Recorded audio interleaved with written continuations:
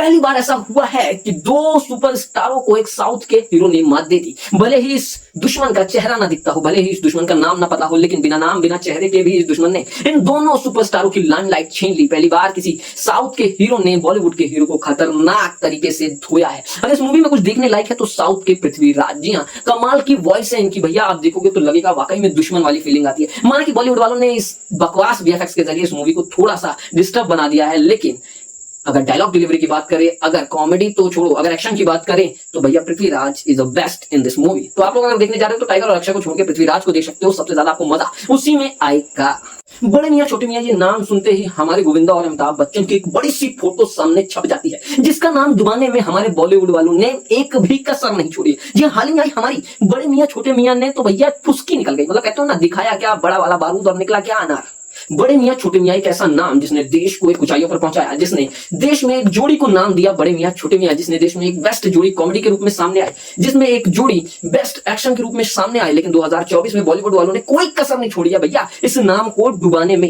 इससे पहले काफी इज्जत के साथ बड़े मियां छोटे मियां का नाम लिया जाता था, लेकिन इसे देखने के बाद बच्चा बच्चा अथूक करके चला जाएगा। बे ना तुमसे अच्छा वेब सीरीज बना रहे हो मुन्ना भैया, कम से कम 2 चपेटे मारते जमीन चटने को तैयार, साला तुम लोग फौजी बने हुए उनका नाम डुबा रहे हो। चलो बात करते हैं फिलहाल मूवी के बारे में।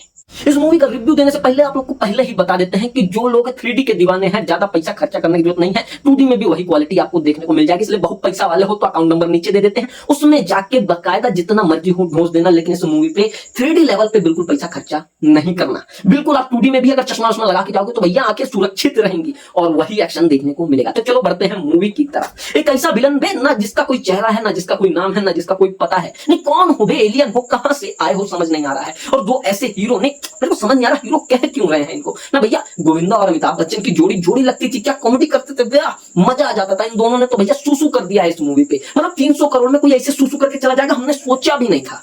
सबसे पहले हम बात करते हैं इस मूवी के विलन की ओर। तो भैया विलन कुछ ऐसा है जो कभी मरता ही नहीं है ना, कभी मरता नहीं। इंसानों की शैतान पे भगवान ने तो इंसान ही बनाया था। ऐसा लग रहा है तुमको बनाने के बाद तुम्हारे अंदर मेमोरी कार्ड डालना भूल गया जिसमें तुम्हारे मरने की कोई डेट वेट लिखी हो। तो बताया कुछ ऐसा जाता है इस मूवी में कि जो विलन है वो बहुत ज्यादा खतरनाक है भैया। बहुत सारा पैसा वैसा उसके पास है, बहुत सारी सेना उसके पास है, जो कि कभी मरती नहीं है। का गुड़ दूध खा के आए हो, कभी मरते नहीं हो, आयरन की कमी ही नहीं है।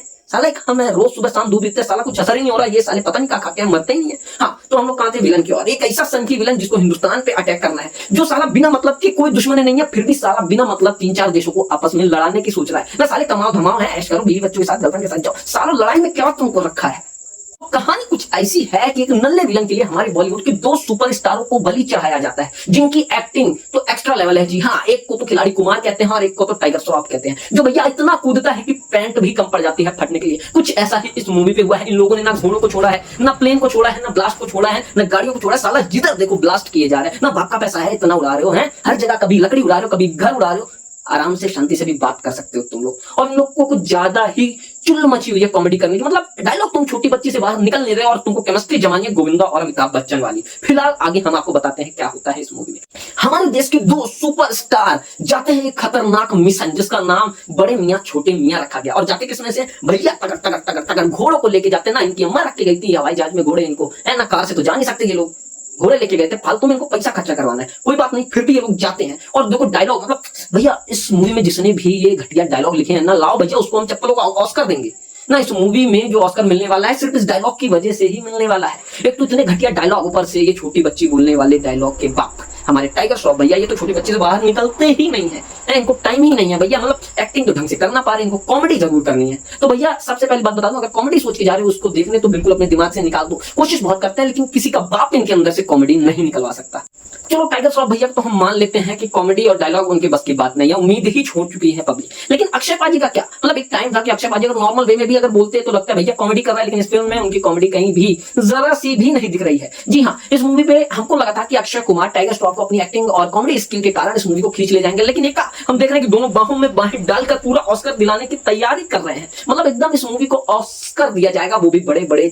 इस मूवी में आपको एक्शन के अलावा कुछ भी नहीं दिखेगा। जिधर देखोगे लड़ाई हो रही है, जिधर देखोगे बम पटाखे फूट रहे हैं, जिधर देखोगे भैया एक्शन दिख रहा है। डायलॉग की तो भूल जाओ भैया, कान बंद करके आना। डायलॉग मतलब आप ना कुछ नहीं जानते हैं। अक्षय कुमार से उम्मीद थी वो भी टूट गई, और टाइगर भैया से तो उम्मीद ही नहीं कर सकते टांग फैलाने के अलावा। भैया टांग फैलाने के अलावा इन भैया से कुछ भी आता नहीं है, लेकिन फिर भी जबरदस्ती इनको झेल रही है हमारी ऑडियंस। तो भैया सबसे पहले आपको बता दें कि जो लोग भी एक्टिंग सीखना चाहते हैं, जो लोग भी अभी स्टार्टअप कर रहे हैं, तो ये मूवी जरूर देखें। मतलब अक्षय की एक्टिंग और टाइगर की एक्टिंग और दोनों हीरोइन की एक्टिंग देखने के बाद आपको ऐसा महसूस होने लगेगा, इससे अच्छा तो भैया हम कर लेते हैं, हमको ले लो। जिसने भी इन लोगों के सीन पास किए भैया उसको 21 तोपों की सलामी है। हाँ, एक्शन सीन थोड़े से अच्छे, क्योंकि भैया एक्शन के लिए तो ये जाने जाते हैं हमारे टाइगर और अक्षय कुमार, लेकिन एक्टिंग के मामलों में इन्होंने सुसु कर दिया है पूरे मूवी में, ये मैं पहले भी कह चुका हूं। कुछ सीन हमको ज्यादा अच्छे लगे, खासकर मुझको, जहां पर टाइगर और अक्षय दोनों चुपचाप एक्शन सीन करते हैं, चुपचाप लड़ाई करते हैं, चुपचाप गोलीबारी करते हैं। वहीं पे हमको ज्यादा मजा आता है जब ये लोग कुछ भी नहीं बोलते, क्योंकि जब भी ये कुछ बोलते हैं ना कॉमेडी जैसा फील होता है, ना डायलॉग जैसा फील होता है। ऐसा लगता है साला भट्टी में आके बैठ गया, चारों तरफ से आगे और बचने का कोई भी साधन नहीं है। तो भैया अगर आपको ऐसा कुछ महसूस हो रहा है अभी से, और जिसका भी मन कर रहा है कि इस मूवी को देखना है, तो फिर भी चले जाओ और पैसा अपना वेस्ट करो। फिलहाल मैं तो अपना पैसा वेस्ट कराया और हमने बता दिया आपको कि इस मूवी को आपको क्यों देखना है, क्यों नहीं देखना है। फिलहाल आप लोग इस मूवी को देखो और कमेंट सेक्शन में जरूर बताएं आपको बेस्ट सीन कौन सा लगा।